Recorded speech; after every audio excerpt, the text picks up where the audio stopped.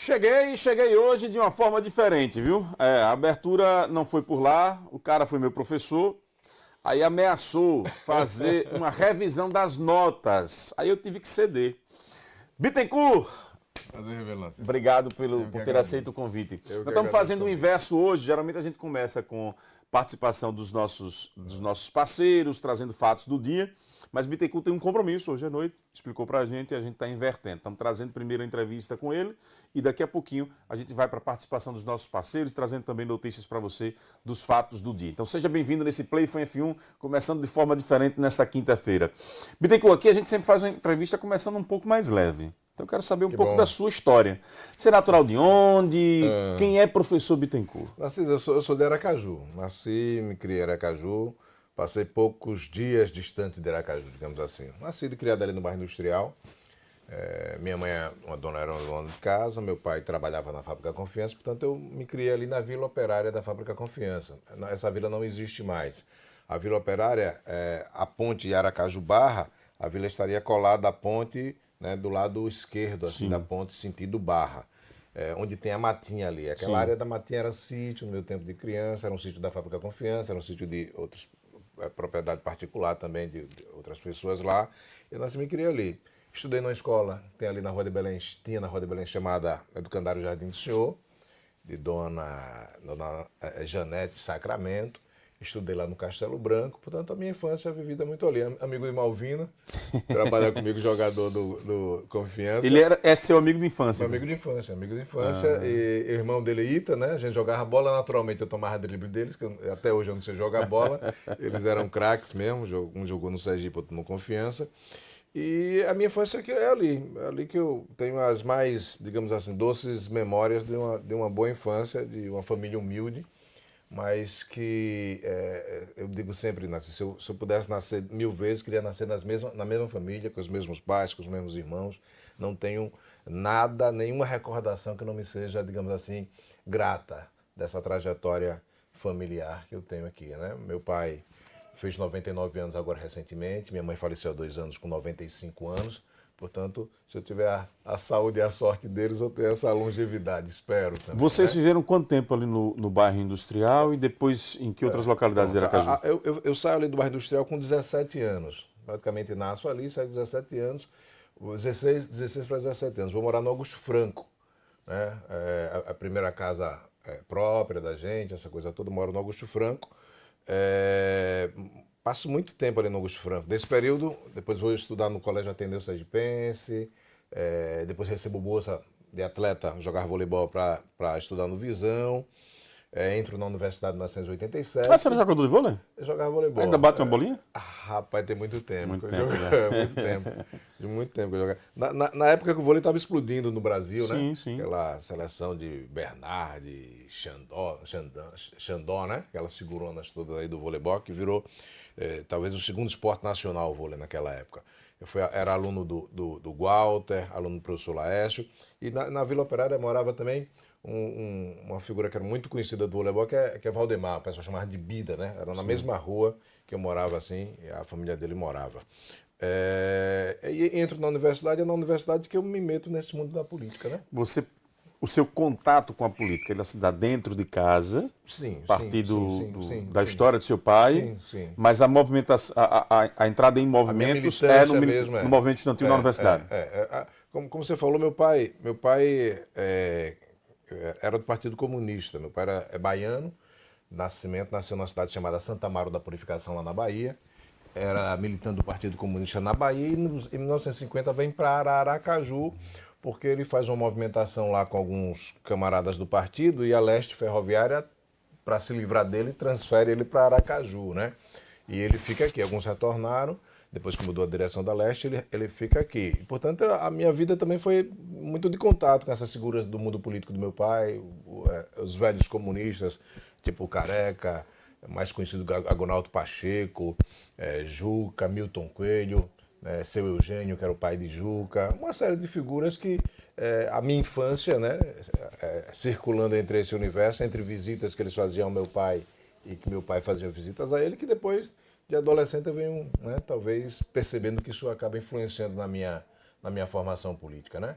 No movimento estudantil, você teve participação na direção do DCE também, ou só como presidente do DCE ou só direção? Não, eu entro na Universidade em 1987, 88 já estou militando, estou na direção, fazendo parte da direção do Diretório Central dos Estudantes, eu sou diretor de cultura do DCE. Em 1990 eu sou eleito presidente do Diretório Central dos Estudantes. Lá na universidade ficava rivalizando, digamos assim, a hegemonia do movimento estudantil, era o PT e o PCdoB.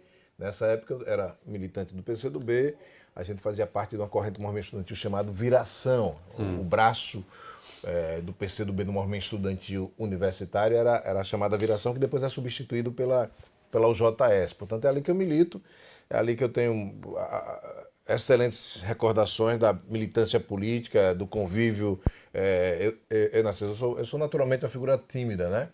E a necessidade de fazer interlocução, de dialogar, de dirigir a assembleia, de ter reuniões com o reitor, com o pró-reitor, essas coisas todas, acaba forçando que a timidez seja rompida. E é isso. Ali é uma extraordinária escola. Você se filiou ao PCdoB em que ano? Na universidade? Não, na universidade. Eu entrei em 87, 88 já estou militando, filiado formalmente mesmo, acho que eu filiei em 1991. Mas de 88 para lá já estou frequentando o PCdoB, militando PCdoB, fazendo parte da corrente do movimento estudantil do PCdoB, sendo indicado pelo PCdoB para ser presidente do Diretório Central dos Estudantes. Portanto, uma escola política que, para mim, foi muito importante. E que, quando você elenca aqui, por exemplo, você pega quadros importantes da história política de Sergipe, que foram militantes do movimento estudantil e que foram presidentes do DCE, por exemplo. Né? Você pega o próprio Edvaldo Nogueira, foi presidente do DCE, Marcelo Deda foi presidente do DCE, Carlos Cauê, marqueteiro brilhante, foi presidente do DCE, Márcio Macedo foi presidente do Diretório Central dos Estudantes. Deixa eu ver se eu lembro aqui mais. Augusto Gama, ex-prefeito de Aracaju, foi presidente do Diretório Central dos Estudantes. Rogério não chegou não, porque eu sempre ganhava a eleição para ele. Brincando aqui, Rogério. Um abraço, Rogério. Um abraço, senador. Né? Deve ter outros quadros também que eu posso não lembrar, mas muita gente do movimento estudantil que, de alguma forma, depois enveredou para esse campo político, partidário, eleitoral, que ocupa espaços hoje também importantes, não apenas na seara política, mas administrativa e profissional também. Ser filho de um comunista e, nos tempos atuais, ver uma intolerância ao comunismo. Como é que você lida com isso? Narciso, pra você ter uma ideia, por exemplo, a minha infância, aí os meus irmãos mais velhos é que vivenciam isso de modo mais, digamos assim, mais contundente, os problemas disso, mas eu não tinha muita noção na minha infância do que significava isso. Por exemplo, eu tenho recordações de que quando meu pai era preso, meu pai foi preso na Operação Cajueiro em 76, por exemplo, né? Aqui foi uma operação que prenderam diversas pessoas no 28BC, torturaram essas coisas todas. De lá, Milton Coelho, que faleceu recentemente, sai cego do 28BC. Mas você veja o que é a cabeça de criança. Eu tenho muito perfeitamente que para mim era muito legal quando meu pai não estava em casa. Eu achava, minha mãe dizia que ele estava viajando. Eu gostava porque eu ia dormir na cama com minha mãe. Olha só.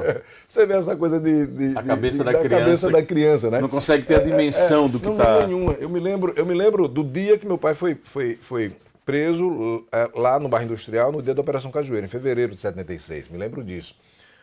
Dos caras chegando lá, a polícia chegando lá, bagunçando os livros de meu pai. Meu pai sempre leu muito. E eu abraçado nas pernas de minha mãe, perguntando o que foi que houve, que hora que meu pai voltava, né? Mas não tenho dúvida de que isso acaba influenciando a gente. E o Partido Comunista na minha vida foi uma escola importantíssima, muito importante, da necessidade de você fazer política estudando, lendo os clássicos, porque hoje é muito carente isso, né? No meu tempo ainda, quando eu entrei no PCdoB, era muito comum a gente fazer cursos de formação, a gente ir trocar, né, livros, né, debater, participar. Portanto, era uma militância com uma formação muito consistente, muito sólida. Eu acho que esse aspecto, a política, de modo geral, está muito esvaziada. Eu diria que até nos dias de hoje, as pessoas, de modo geral, quando tratam de política, têm tratado muito na superfície, mediada por informações, às vezes, muito rasas e de pouca confiabilidade, que são das redes sociais, pura e simplesmente. Não que as redes sociais não informem, não que as redes sociais não formem, mas exclusivamente elas, eu acho que fragiliza, porque ela ao tempo que emite alguma comunicação, ela também é permeada de desinformações, né? De intenções subreptícias, de interesses não revelados nas coisas que elas comunicam. Né? Mas você compreende isso como um fato histórico ou machuca pessoalmente quando você vê essa intolerância expressada em palavras? Não, lamento profundamente. Primeiro porque representa uma desinformação objetiva, né, de quem trata disso. Ao dizer isso, que o comunismo, o socialismo, eu não estou dizendo que nunca teve problema na história. Tem sim, teve problemas sérios, teve equívocos sérios, mas ao dizer isso também eu estou fazendo um contraponto a essa coisa que a gente chama de capitalismo, que para algumas pessoas é talvez o reino do céu na terra, e objetivamente não é. Né? As distâncias entre os que mais têm e os que não têm nada são enormes, né? Portanto, a gente precisa encontrar um termo que seja você possa ser rico, que seja rico, mas a indignidade não é na riqueza, a indignidade é na miséria que está ao seu lado. Portanto, a gente não pode normalizar a miséria. A miséria é algo danoso, algo ruim que precisa ser desfeito, precisa atuar conjuntamente toda a sociedade. Porque, por exemplo, até mesmo imagino, né, aí é o rico que tem que dizer, que não é bom para rico viver num mundo de miseráveis, né? A insegurança que esse povo, né, acaba botando na cabeça, não sei, as crises que resultam disso, mas daí as pessoas atingem um patamar econômico mais elevado e vai morar num país onde as coisas sejam mais equilibradas e acaba torcendo o nariz para o seu entorno, que há esse desequilíbrio. Né? O Brasil, infelizmente, ainda é um dos países de maior distância entre as riquezas e pobreza, onde existe maior concentração de renda. Infelizmente, ainda é isso. Eu acho que a gente tem muito a caminhar para encontrar um patamar que seja, no mínimo, né, de respeito aos que menos têm. Aproveitar, antes de perguntar da próxima pergunta, eu vou fazer as duas emendadas. A primeira é a seguinte: como é que o magistério entra em sua vida? Uhum. Como é que você se decide pelo magistério? E a segunda, enquanto professor de história, queria que você me trouxesse uma análise do porquê que só nesse momento da história da humanidade, ou se existiu algum outro, que nós estamos tendo um impacto tão forte dessa questão da intolerância, do fascismo e do efeito das fake news no nosso cotidiano. É algo novo, sempre existiu? Olha, vou começar aí o magistério entra na minha vida, eu não sei, eu acho que muito espontaneamente. Eu sempre fui um bom aluno de história. Muitos colegas me provocavam, faça direito, porque achava que eu passava em direito e tal, mas eu nunca me senti atraído a fazer o curso de direito. Talvez porque no tempo eu não tinha clareza do que era isso. Depois hoje eu percebo quão é lata as possibilidades, né, de exercício a partir da formação do curso de direito. Talvez um pouco dessa coisa do instigar político no meu cotidiano, do meu pai ser uma figura, no que pese tenha sido um operário, mas lia muito, comprava muito livro. Né? Livro era uma coisa que nunca faltou na minha casa. Meu pai é sempre muito um leitor muito contumaz, conhecia muito da literatura universal, conhecia muito da literatura brasileira. Talvez isso influenciou nessa minha formação de querer fazer história. Né? O magistério veio depois de querer fazer história. E fico muito feliz porque a história acaba sendo um instrumento que contribui muito para a gente ter percepção da própria realidade. A história como instrumento que faz com que a gente entenda o processo que nos fez chegar aqui. Muita gente se equivoca dizendo que o historiador fica olhando o passado, quer passar. Não, o objeto de interesse do historiador é o presente. E nós utilizamos a ferramenta que está lá, as coisas do passado, para entender o processo que nos fez chegar aqui. Nós não somos voltados a vida toda para o retrovisor. A gente olha o retrovisor para entender o percurso que nos vem adiante. Né? Portanto, a grande questão que às vezes me aflige na história é de muita gente achar que a história é uma disciplina decoreba, que o professor de história fica ali só repetindo o que é. Eu criei, coordenei o curso de História da Universidade Tiradentes durante muito tempo, e era sempre esse debate, né? Qual é o papel do professor de História? Às vezes o próprio professor de história tem responsabilidade nisso, na medida em que ele dá uma aula e não consegue fazer digamos assim, a ligação entre o que ele está tratando lá no Egito e o tempo presente. Perfeito. O que ele fala, o que ele vai tratar lá sobre a história dos povos orientais ou da África e o tempo presente. Se ele não fizer isso, essa história não tem interesse, né? Não tem porquê.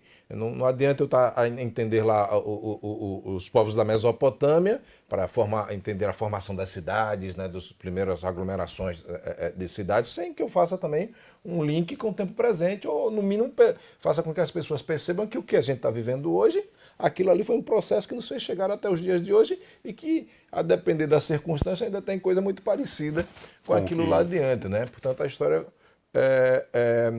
cumpre esse papel. Agora você me fez a segunda pergunta que eu já até esqueci. Você começou a falar do magistério, entrou pela história e a paixão pela... Minha pergunta é a seguinte: nos tempos atuais a gente vive essa questão do impacto das fake news, a intolerância, isso sempre existiu? Tem um livro de história chamado Maleus Maleficarum, que ele trata sobre a questão da Inquisição. Eu vou dizer aqui algumas torturas que existiam na Inquisição. Por exemplo, tem um negócio chamado suplício medieval do empalamento. O cara tem um pau introduzido, né, no reto até sair na boca. Isso era feito em nome da religião. Portanto, em nome de Deus. Por mais... Nós vivemos tempos de muita intolerância, mas é absolutamente inimaginável, incompreensível qualquer modelo religioso hoje propor uma punição dessa natureza por uma divergência religiosa, não é verdade? Portanto, o que é que eu quero dando desse pequeno exemplo, né? Por mais que estejamos vivendo em tempos intolerantes, mas aqui ou acolá na nossa história já vivemos tempos também tão recrudescidos tais quais, né? Tanto quanto, né? A grande questão é que a gente precisa compatibilizar essa chamada intolerância, essa chamada ignorância, com o braço do conhecimento que cada tempo tem, Narciso, né? Uma coisa sou eu falar sobre um homem negro, ou tratar de temas referentes à mulher, ou tratar de temas referentes à diversidade, no dia de hoje, com um cabedal de informação, com um conjunto de referências que a civilização humana já produziu para entender essa realidade. Outra coisa um ser humano falar desses mesmos temas há 70, 100 anos atrás, com um conjunto de referências que a sociedade produziu naquele tempo. De tempos em tempos, essas coisas vão sendo refinadas. O estranho é quando ela, digamos assim, retrocede. Aí é que é o problema, né? Ver alguns comentários... Superar tempos de normalidade para determinadas práticas por um avanço humano e você perceber que hoje em dia as pessoas querem normalizar novamente aquilo que a humanidade que em tese já foi superado há muito tempo. Por exemplo, essa coisa chamada racismo, né? Sim. É algo abjeto, espúrio, estúpido, né? Mas quando a gente vai pegar, por exemplo, uma série de produções do campo da ciência, do campo da arte de algum tempo atrás, ele estava ali dentro, né? Às vezes explicitado com um viés pretensamente científico. Quantas produções teóricas foram feitas baseadas em referências absolutamente racistas? Quantas obras na literatura, consagrada na literatura brasileira, foram feitas e que hoje não nos serve mais a partir dessas referências? Você pega, por exemplo, Monteiro Lobato. O que há de referências racistas ali dentro são diversas, né? Portanto, a gente precisa também entender isso. Às vezes, algo que era simples, normalizado, digamos, de pouca consequência algum tempo atrás, hoje é algo que toma, né, uma dimensão expressiva, porque o tempo avançou a ponto de entender que aquilo não se cabe mais, né? Não se cabe mais. Portanto, a intolerância tem o peso, tem a medida da complexidade do avanço civilizacional de cada tempo, né? Mas intolerância é sempre intolerância na medida em que ela rompe, digamos assim, o eixo do padrão de que cada sociedade de tempos em tempos entende como sendo civilidade, como sendo a relação harmônica, respeitosa, fraterna entre as pessoas, entre os povos, né?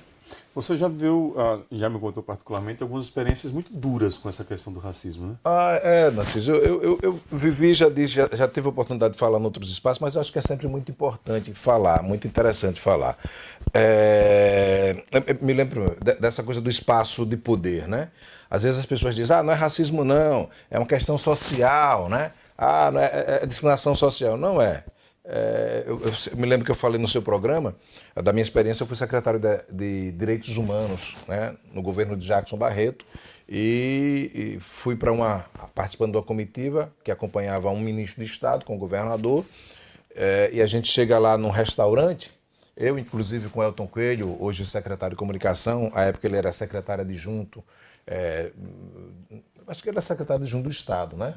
Acho que ele foi secretário adjunto do Estado também. Acho que não, né? Nesses governos últimos não. Não. Ele era alguma coisa da comunicação pública, né? E aí quando a gente chega no restaurante, o cara do restaurante diz, olha, motorista é no outro restaurante. Olha, Narciso, aquele cara nunca me viu, imagino, não sabe quem eu sou. Aí eu pergunto, quais as referências que ele utilizou para entender que eu não era uma autoridade no meio das autoridades naquele momento, né?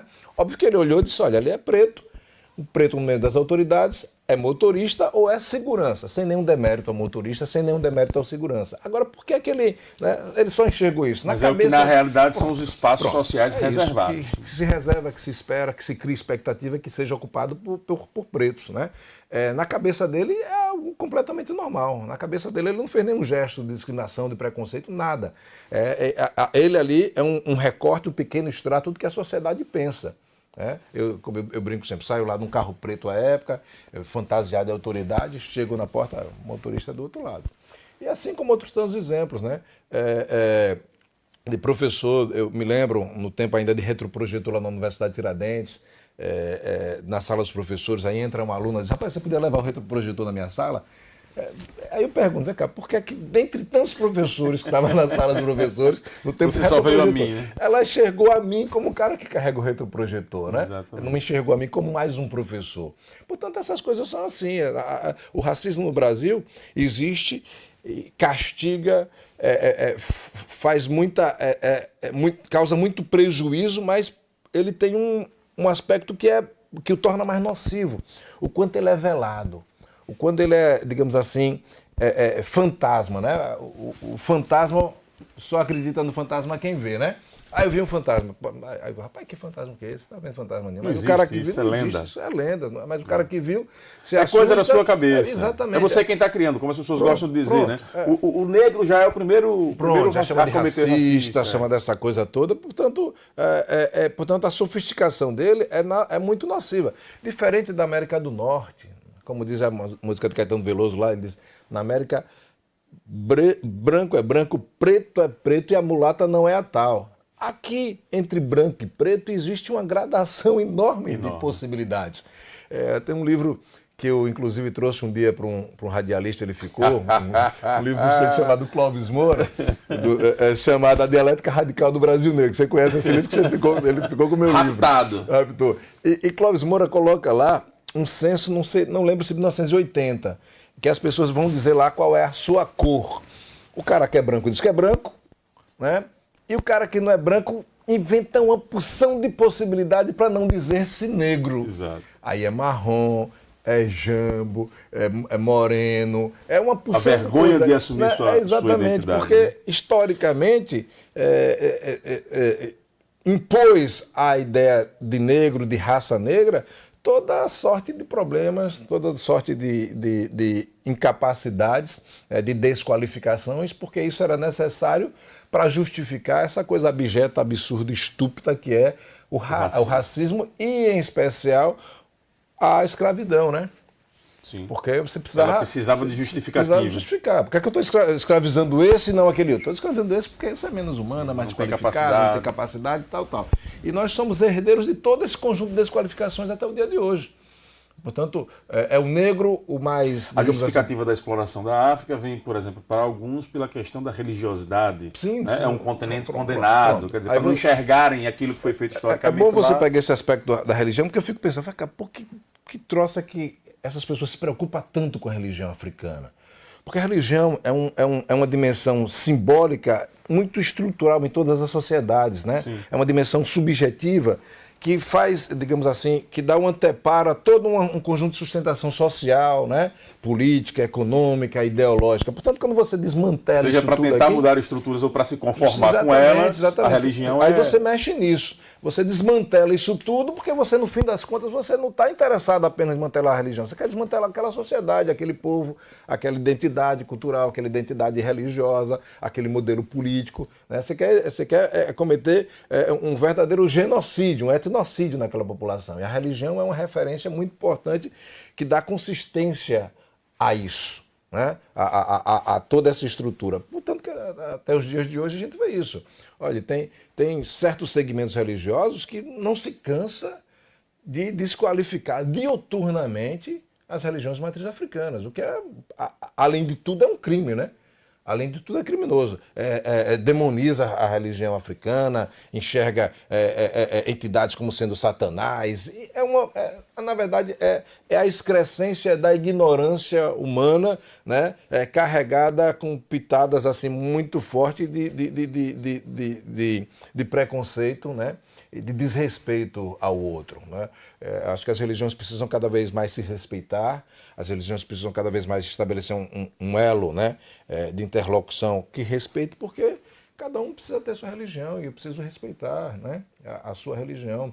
Eu por exemplo, as religiões mais africanas não ficam dizendo, venha para cá porque a sua não presta. Não tem nada disso. Você vai para um culto de religião mais africana, ninguém vai falar de nenhum outro modelo religioso. A não ser olhar para dentro do seu culto. E quem tiver curiosidade, veja que é um espaço de acolhimento, é um espaço de respeito aos mais velhos, de respeito à hierarquia, é um espaço onde a mulher tem um papel extremamente destacado, entendeu? Portanto, quem não conhecer, vai conhecer. Além de que serve-se comidas muito gostosas, inclusive. O proselitismo dos ocidentais é que tentam fazer com que... É o poder, né? É a briga pelo... isso, porque a gente precisa, Narciso, cada vez mais entender que esse fenômeno chamado religião é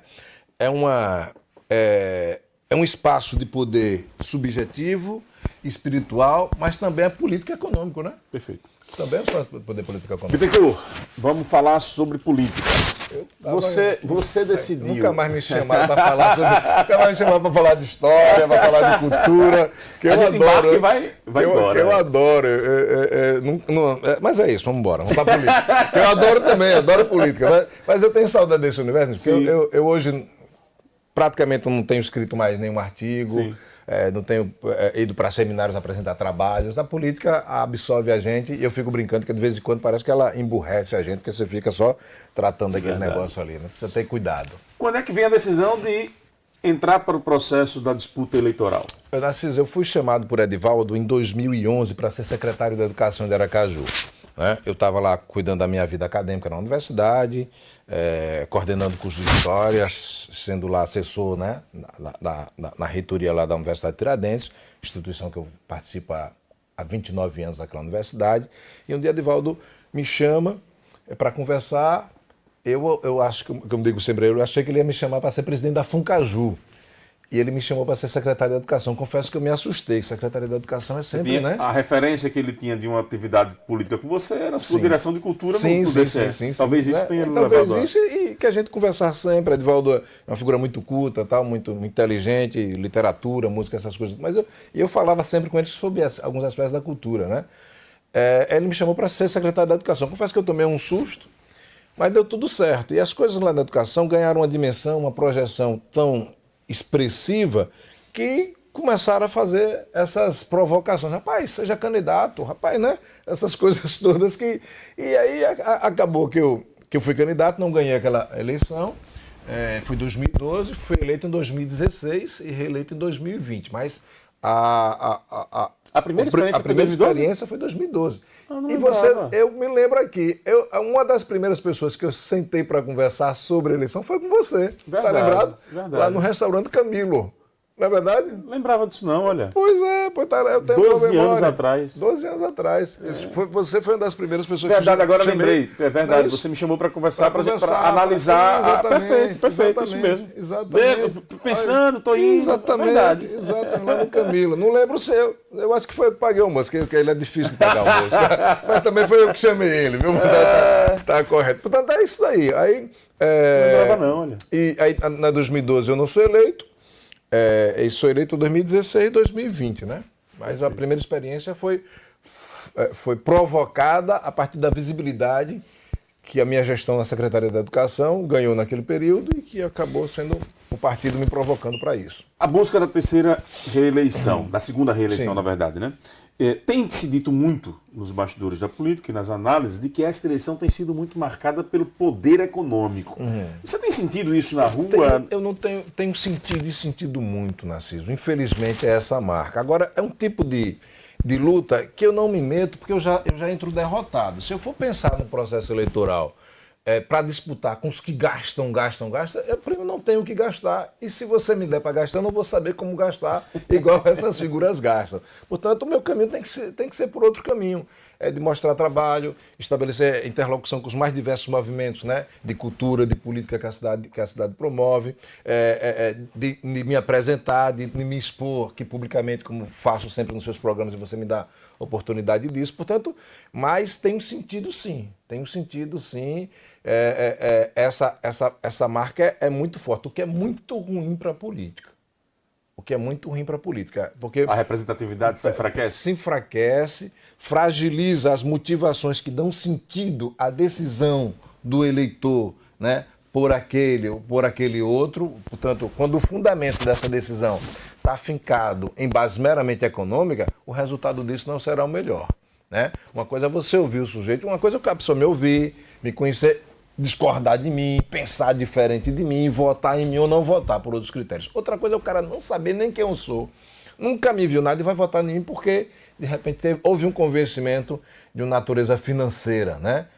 Que resolveu um problema aqui, resolveu outro. Infelizmente, tem sido isso, digamos assim, em todas as escalas, na maioria das escalas do processo eleitoral. Se você tivesse que fazer uma apresentação sua enquanto parlamentar, o que justificaria o povo de Aracaju lhe dar um terceiro mandato? Olha, primeiro, eu acho que a seriedade com que eu trato ali, as questões da Câmara de Vereador, que eu trato a minha vida política, né? Não sou daquele que se mostra uma coisa e faz outra coisa. Eu sou muito transparente, muita gente admira e respeita, né, a minha forma de fazer política, outras pessoas reclamam, não gostam, sobretudo quem é muito vinculado, quem faz crítica à própria gestão municipal, porque eu sou líder do prefeito, sou líder do projeto, né, na Câmara, e às vezes respinga sobre mim críticas que querem fazer ao campo da administração da Prefeitura de Aracaju. Portanto, isso é natural, digamos assim, é o peso que o líder, né, de um governo carrega.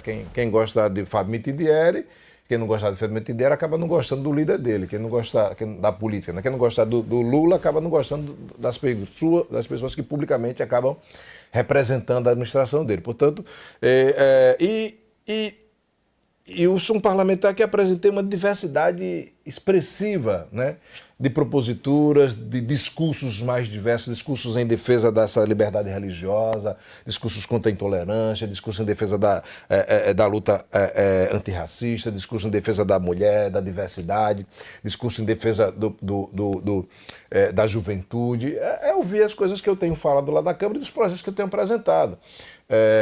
Recentemente, me permitam, nós apresentamos e aprovamos em primeira votação um projeto que diz respeito à utilização da cannabis medicinal na rede pública de Aracaju, né? Apresentamos projeto lá que trata sobre essa questão, noutra variação, que trata sobre a questão do hip hop, né, do grafite como sendo uma expressão artística a ser, digamos assim, estimulada na rede pública municipal de Aracaju, em especial na educação. Portanto, é uma gama enorme e que tem tratado os temas ali da Câmara com a seriedade que precisa ser tratado.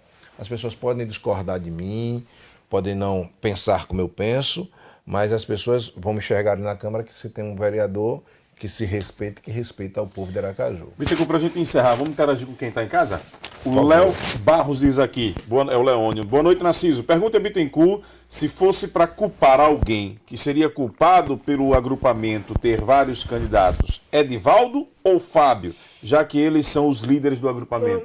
Eu acho que não tem culpa. Quem for procurar culpa não vai encontrar e não vai encontrar culpado, muito menos solução para isso. Eu acho que a questão é que a gente viveu um momento agora de sucessão que não tinha um candidato.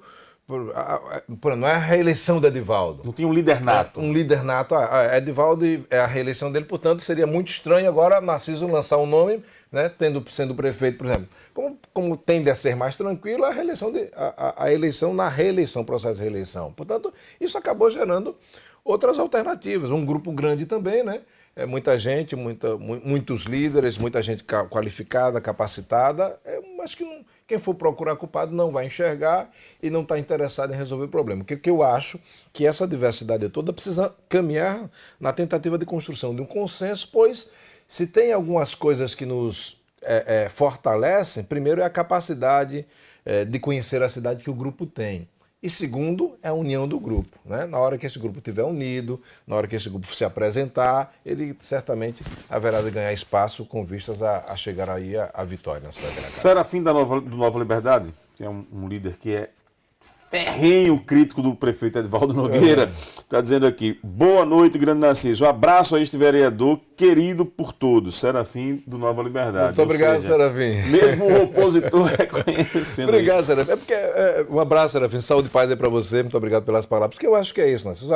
A política é um instrumento tão extraordinário que a gente não deve perder tempo no que não importa na política. A política é o espaço de divergência, do contraditório, da disputa, mas é sobretudo do respeito na tentativa de, mesmo nessa diversidade, nessa disputa, nessa divergência, encontrar um norte em favor do interesse que é mais do que meu, que é mais do que seu, que é o interesse da população, né? Portanto, eu sempre tive uma relação respeitosa, mesmo com a própria oposição. Sempre, a minha formação, a gente começou a falar aqui, minha formação é de esquerda, do Partido Comunista, né? Quando me chamam de comunista, eu olho, né? Mas eu tenho uma relação muito respeitosa com segmentos mais conservadores da cidade de Aracaju. Por exemplo, você pega ali, você tá ali, Pastor Eduardo, né? Pastor Eduardo é um sujeito conservador, declaradamente, mas tem uma relação muito respeitosa com ele. O pastor Diego, né?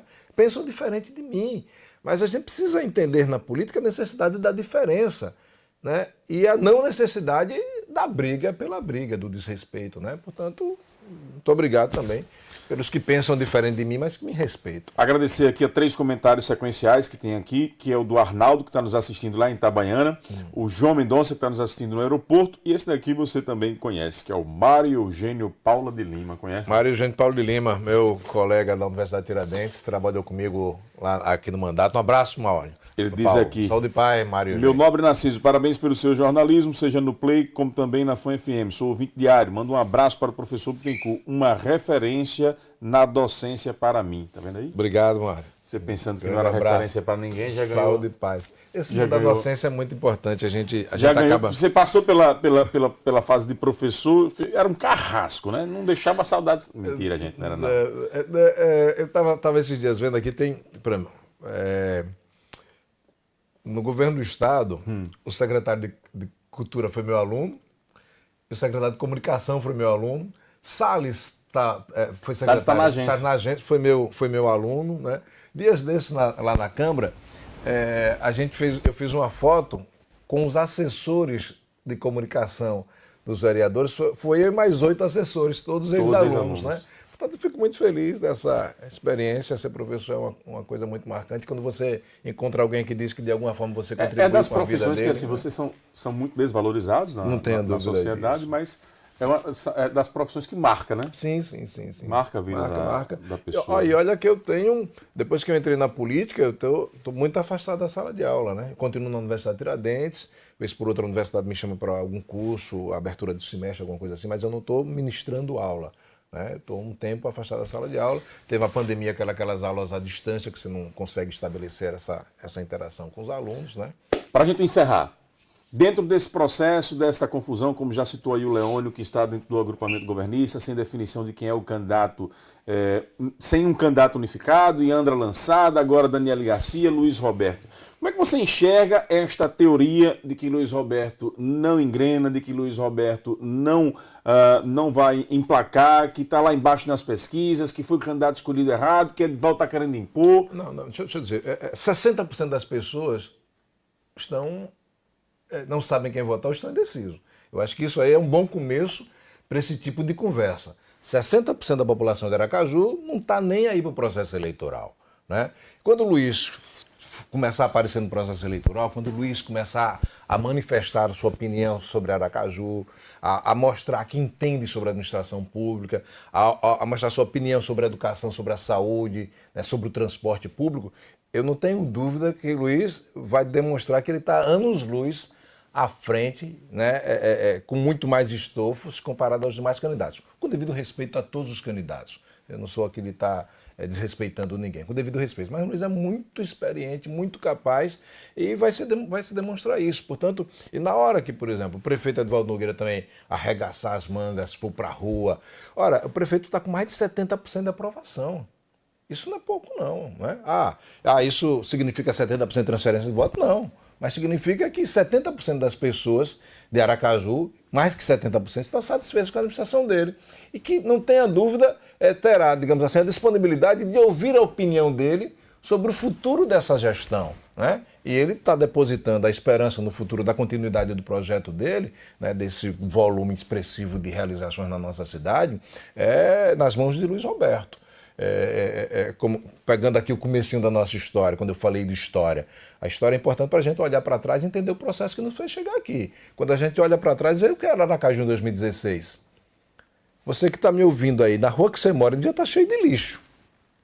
Na rua que você mora devia estar esburacado. Se você tinha filho na rede pública municipal, certamente a sua escola estava sem merenda.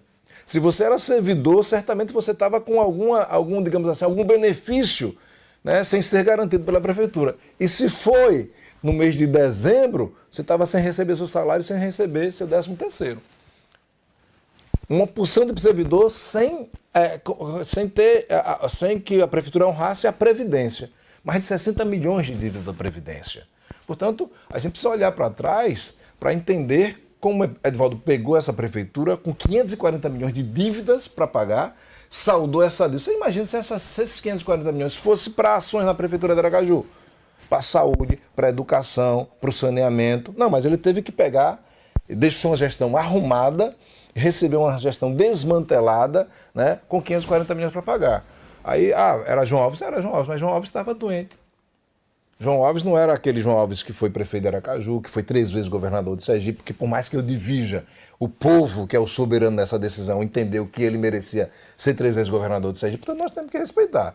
Né? E não foi 3 vezes à toa. Mas na gestão de prefeito ele não estava bem. Visivelmente, João Alves não administrou a cidade de Aracaju. Portanto, a gente precisa olhar para trás, né, com vistas a entender o processo que chegamos aqui e não deixar que a história se repita, Narciso. Vou dar aqui um exemplo. Ricardo Nascimento Abreu, grande secretário da Educação. Eu fico brincando com ele, dizendo, é o melhor secretário do Brasil. Aí ele disse, não, o melhor é você. Eu fico brincando com ele, né? Foi você. Brincando. Olha, eu fui secretário da Educação, nós iniciamos o processo de distribuição de computador nas escolas. Me lembro, até o período que eu estava, nós distribuímos 10 mil computadores. Colocamos telas digitais em algumas escolas, iniciamos todo esse processo. Quando o João Alves entrou, sabe o que foi que o João Alves mandou fazer? Sei lá quem mandou fazer, recolher os computadores. Ora, por quê? Não sei, não disseram, não sabe por quê, entendeu? Portanto, a gente precisa, se aquele processo que foi startado em 2012, quando era secretário, tivesse dado continuidade, avançado nas tecnologias, feito as interações, né, dos conteúdos, das metodologias com as tecnologias, nós estaríamos num salto muito superior ao que está hoje, né? Não é verdade? Mas alguém decidiu, não, a partir de hoje vamos tomar todos os computadores e colocar um depósito, né, um verdadeiro cemitério de computador. A gente precisa olhar para trás para não deixar que esse tipo de erro se repita, porque é uma coisa muito pequena, de deixar de romper a continuidade das coisas boas, simplesmente porque foi feito por um grupo que eu fazia oposição. Isso é uma burrice. Edivaldo erra na condução política? Não, olha, eu acho o seguinte, Edivaldo não é perfeito, quem for procurar perfeição vai ter que procurar numa dimensão do sagrado, não é verdade? Agora, Edivaldo é alguém que se transformou 4 vezes em prefeito de Aracaju. Vem cá, a prefeitura de Aracaju é o segundo mais importante cargo político do estado de Sergipe. Esse cargo não é disputado, não. Agora, está vendo a quantidade de gente que está disputando? Sim. Não é verdade? Alguém que erra. Como é que conseguiria ser 4 vezes prefeito de Aracaju? Né? Eu acho que Edivaldo imprime na política, tem problemas, como todo mundo tem problema, né? Mas Edivaldo mostra que na política, em especial numa prefeitura, as pessoas esperam entrega, resultado. As pessoas não esperam o tapinha nas costas apenas, não esperam apenas o bom discurso, a boa fala, não esperam apenas o afago. Isso não resolve o problema. O cara quer ter uma escola boa, uma saúde boa, um transporte, né, que tem problemas hoje, que tem problemas e o próprio prefeito assume e está tratando via o processo aí licitatório. Mas é isso. Edivaldo não faz política. Sim, o cara 4 vezes prefeito de Aracaju. Se fizesse, era presidente do Brasil, era? Eu não sei, né? É isso, portanto, acho que faz sim, faz bem. A história, a trajetória política de Edivaldo é a história da conciliação, da reafirmação do grupo, às vezes de certo, digamos, desprendimento de interesse político pessoal em favor do interesse majoritário do grupo. Portanto, eu acho que é alguém que é vitorioso no campo da política, um grande líder político, e a história por si só mostra, pois o feito dele terá muita dificuldade para alguém superar. Eu adoraria ser 5 vezes prefeito de Aracaju, mas não fui nenhuma. Para superá-lo, digamos assim, né? 7h19. Você prometeu ficar aqui até 7. É verdade, mas o tempo, como o tempo é relativo, E né? agora você assustou lembrando do compromisso. É que eu tenho um compromisso lá no Santa Maria, rapaz. Quando eu puxei lá para no você Santa vir Maria. 18h30, eu já sabia que ia dar Tenho um nisso. compromisso lá no Santa Maria, mas eu agradeço, muito obrigado pelo convite. Deixa eu perguntar ali a produção, você derrubou todo mundo? Foi? Tá todo mundo aguardando? Foi isso que você veio aqui avisar pra gente. Bittencourt. Eu que agradeço. Obrigado. Um abraço. Narciso, um abraço. Até Saúde uma e paz, viu? próxima, viu? Saúde e paz. Muito obrigado mesmo. Vou pro intervalo e volto, dando continuidade a esses últimos 10 minutos aí de Play foi F1 para o sorriso da minha produção.